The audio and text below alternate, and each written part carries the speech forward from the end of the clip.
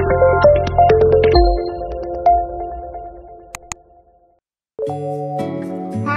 ini buku kedua Sapiens Grafis yang baru terbit dan baru saja selesai saya baca. Segera saya bikin videonya supaya masih fresh. Kalau buku yang pertama, Sapiens 1, bisa dilihat di video saya sebelumnya, bercerita tentang permulaan sejarah mulai dari Big Bang sampai kelahiran umat manusia. Buku Sapiens 1 yang kemarin bisa dibaca dengan fun dan santai, terutama buat anak-anak usia SMP. Tapi untuk buku kedua ini perlu konsentrasi penuh untuk memahami dengan lebih baik. Saya benar-benar menikmati kalimat demi kalimat yang disajikan. Meski berbentuk komik, tapi narasinya sangat filosofis. Volume 2, The Pillars of Civilization.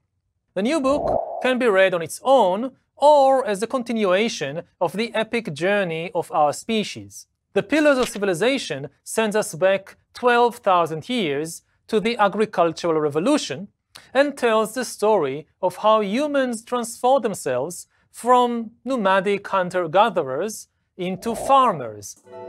Profesor Harari sangat piawai bercerita, membolak-balikan logika, menyentakkan kesadaran pembaca di sela-sela paradoks yang dia sajikan, menyajikan sudut pandang baru dalam melihat sesuatu. Dengan jernih, dia membantu kita memisahkan sesuatu yang alamiah berdasarkan pada sains dengan sesuatu yang merupakan hasil budaya atau pemikiran manusia. Oke, kita mulai kisahnya. Dari beralihnya kehidupan pemburu pengumpul nomaden ke kehidupan bertani yang menetap, manusia menghabiskan 2 juta tahun hidup dengan cara berburu dan mengumpulkan makanan. Suatu periode yang sangat lama. Baru 12.000 tahun yang lalu, pemburu pengumpul beralih menjadi petani. Motivasi utama pemburu pengumpul berubah haluan menjadi petani adalah demi cadangan makanan. Ya, manusia selalu ingin lebih.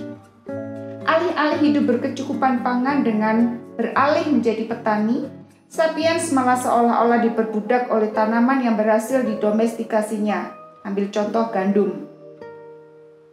Gandum sangat menyita waktu petani karena butuh perhatian dari mulai menanam, merawat, dan mengolahnya sehingga siap makan. Padahal waktu masih hidup nomaden, mereka hanya cukup berburu atau mengambil buah di hutan untuk mencukupi pangan mereka, dan itu tidak terlalu menyita waktu. Selain tumbuhan, manusia juga mendomestikasi hewan. Ayam, sapi, babi adalah hewan yang sukses didomestikasi manusia. Karena kondisi hidup menetap dan memiliki cadangan makanan, Sapiens memiliki lebih banyak anak, menjadikan lebih banyak mulut yang harus diberi makan. Mereka harus membuka lebih banyak ladang dan bekerja lebih keras. Revolusi pertanian juga memunculkan kepemilikan tanah di kapling, pohon, tumbuhan, beserta hewan dimiliki. Ketika masih menjadi pemburu pengumpul, semua adalah milik bersama. Tidak ada manusia yang memiliki makhluk hidup lain. Kepemilikan dan harta benda menimbulkan banyak konflik dan kekerasan karena manusia harus mempertahankan harta bendanya.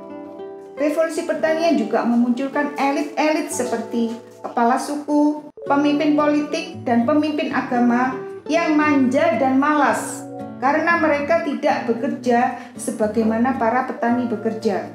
Tetapi mereka mendapat bagian terbanyak dari hasil pertanian dengan cara menyuruh para petani untuk bekerja lebih keras, menghasilkan lebih banyak gandum, beranak lebih banyak, menjanjikan surga sudah dekat.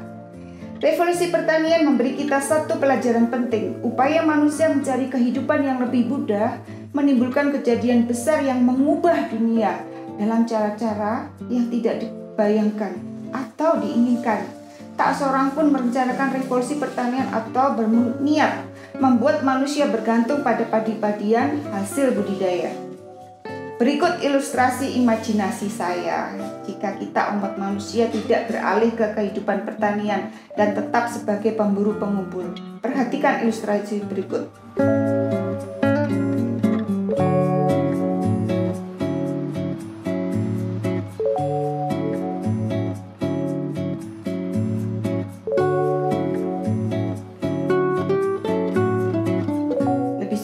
kemana?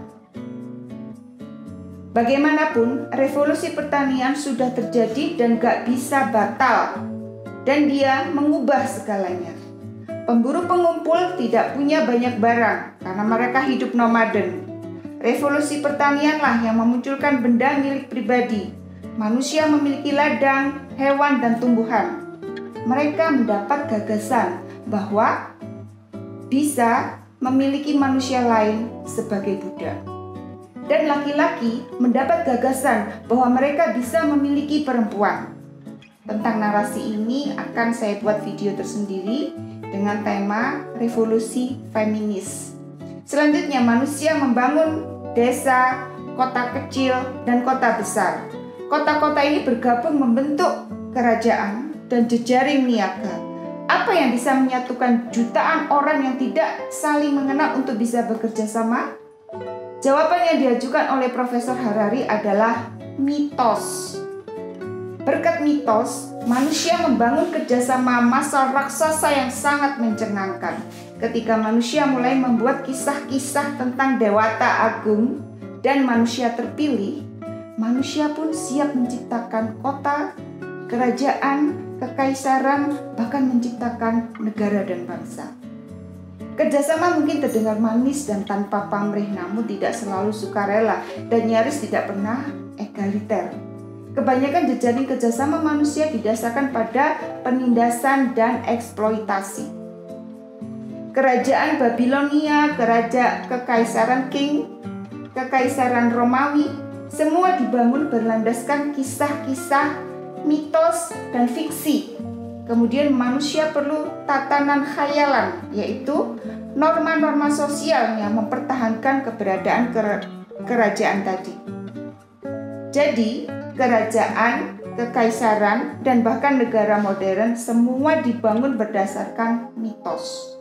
Itu adalah salah satu hal tersulit yang dipahami mengenai sejarah, tapi juga salah satu yang terpenting. Kita semua mempercayai suatu tatanan khayalan bukan karena benar secara objektif, no. Namun, mempercayainya membantu kita untuk bekerja sama dan menjaga masyarakat dalam kondisi yang baik.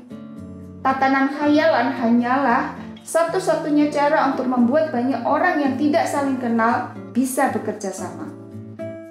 Semua orang yang ada di tatanan khayalan itu harus mempercayai mitos tadi. Agama tidak akan bertahan sampai ribuan tahun, kecuali setidak-tidaknya sebagian pemimpinnya mengimani mitos tadi. Bila para bankir dan investor tidak mempercayai kapitalisme dengan teguh, sistem ekonomi kita pasti sudah runtuh sejak lama. Dan jika para entrepreneur dan konsumen tidak mempercayai terhadap suatu sistem mata uang, tidak akan ada bisnis, tidak akan ada startup. Bagaimana tepatnya membuat orang mempercayai tatanan khayal untuk jangka waktu yang sangat lama? Berikut adalah resep dari Profesor Harari. 1. Kita tidak boleh mengakui bahwa sejumlah orang menciptakannya. Kita harus bersikeras bahwa tatanan yang mendasari masyarakat adalah kenyataan objektif yang diciptakan oleh Dewa Agung, manusia terpilih, atau diciptakan oleh hukum alam. Kedua, tatanan khayalan perlu diajarkan terus-menerus dari buayan sampai kuburan. Begitulah tatanan khayalan telah bekerja selama ribuan tahun, ada yang bermanfaat dan ada yang cacat. Bisa diubah atau bahkan ditulis ulang. Tidak ada masyarakat manusia yang berhasil mendekati kebenaran mutlak. Segala sesuatu berubah dan akan terus berubah di masa depan. Kita tidak akan menemukan kebenaran dengan cara membunuh orang yang tidak sepakat dengan kita, yang hanya membuat kita tenggelam dalam kebodohan. Bila orang-orang tidak mempercayai apapun, tatanan sosial bisa runtuh, menyebabkan banyak penderitaan. Bila manusia mempercayai sesuatu secara obsesif, hal itu juga bisa menyebabkan penderitaan. Nah, di sini peran politik diperlukan untuk menemukan keseimbangan yang pas. Caranya dengan selalu bertanya, adakah yang menderita karena mitos, fiksi, kisah tersebut?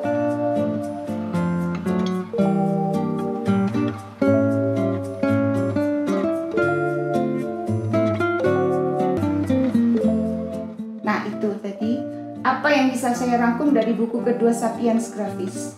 Video selanjutnya masih tentang buku yang sama. Saya akan angkat tentang tema revolusi feminis. Terima kasih telah menonton video ini. Jangan lupa subscribe. Bye.